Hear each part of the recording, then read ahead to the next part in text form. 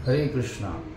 तर भगवद्गीतेमध्ये एक श्लोक येतो, आ ब्रह्म भुवनाल लोकाः पुनरावर्तिनो अर्जुन माम उपत्ये तू कौंतेय पुनर्जन्म न विद्यते.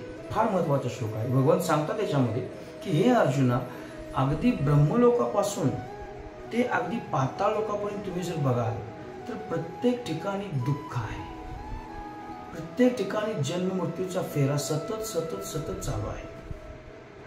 तर पुढे काय म्हणतात, माम उपेत्ते तू कौंतेय, जे लोक माझ्याकडे येतात, माझ्या धामात येतात, ते काय होतात, पुनर्जन्म न विद्यते. अशा लोकांना पुनर्जन्म नाहीये. मग कोण जाऊ शकतो? असा व्यक्ती की जो सतत भगवंतांची सेवा करत आहे, सतत भगवंतांच्या नामाचा जप करत आहे, कीर्तनीय सदा हरी, सततम कीर्तयंतो माम, असा व्यक्ती भगवत धामात जाण्यासाठी पात्र आहे. हरे कृष्ण.